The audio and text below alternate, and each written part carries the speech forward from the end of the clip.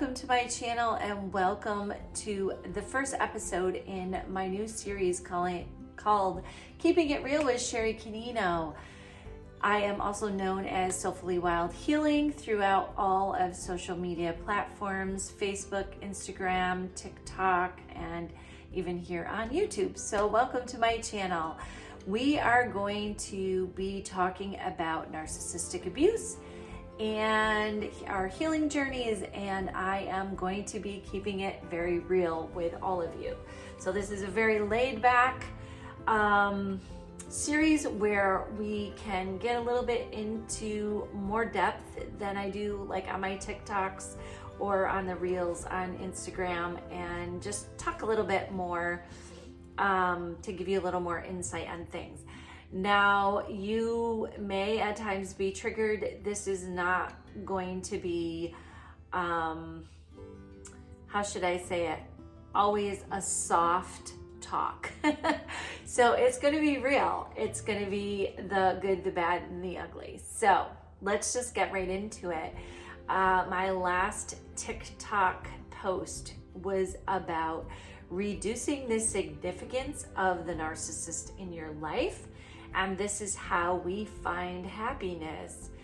And how do we do that, right? So it sounds, well, it might sound hard, and it is. It's flipping hard a lot of times. If you haven't broken the trauma bond, it's going to be even harder. But in order to find happiness in our lives again after narcissistic abuse, we have to reduce their significance in our life. The reason we ruminate, the reason that we continue to think about them and think about what was, is because the highs and lows that they put us through, they became very significant in our lives. We allowed them to become the person that we weighed everything against, right? We tried to regulate their moods, so we regulated our own. We tried to keep them happy, so we changed everything about ourselves. And this is how we create them to be so significant, so important in our lives. And now, when we're out of the relationship, we need to work on reducing that significance. We need to reduce little by little what they mean to us. We need to start trusting ourselves, and we need to get out and be social.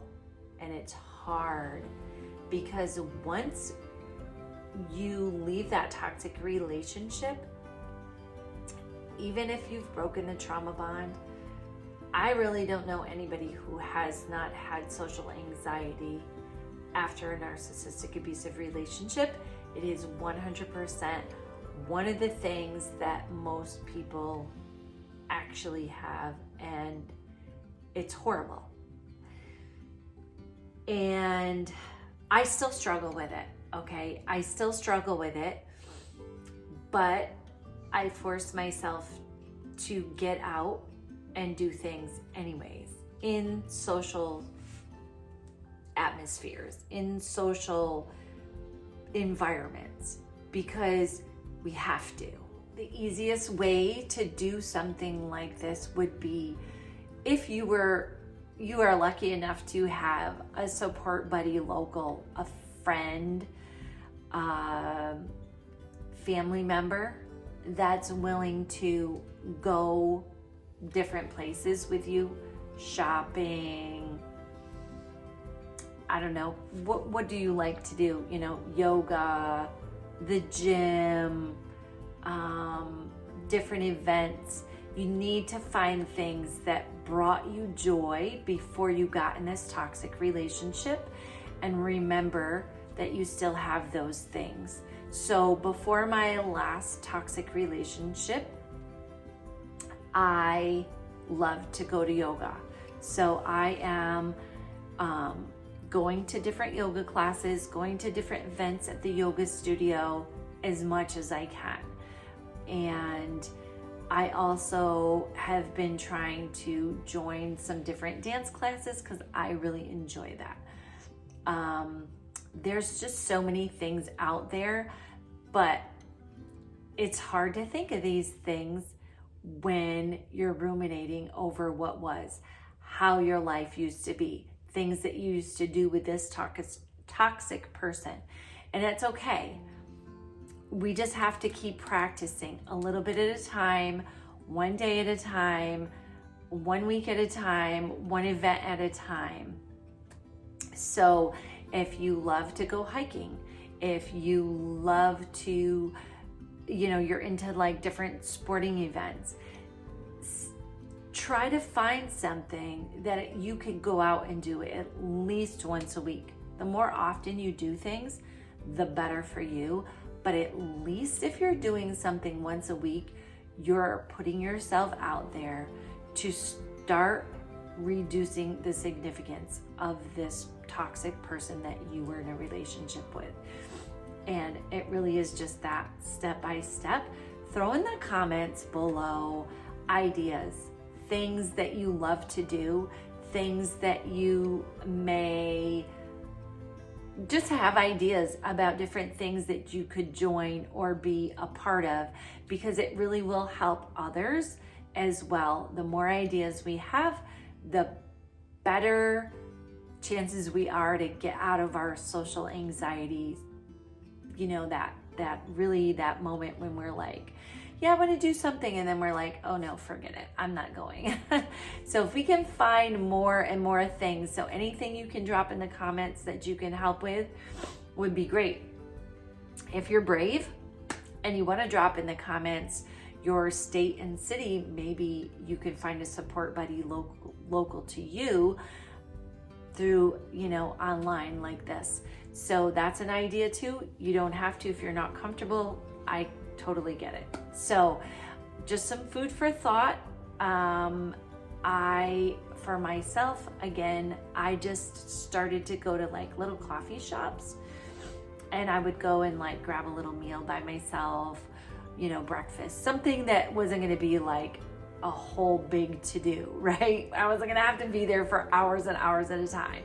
Maybe I went to like a coffee shop over here and I would grab a coffee, maybe just hang out for 10 or 20 minutes, and then maybe I would go to like this other coffee shop that actually had breakfast, so I could like stay a little bit longer. And I just kind of built myself up to going out to different events and different places so that I could start to feel like I was okay to go alone, because I totally was okay to go alone before any toxic relationship. I used to go do all kinds of things alone, and I'm sure that we all did. It's practice, my friend. It is practice, practice, practice.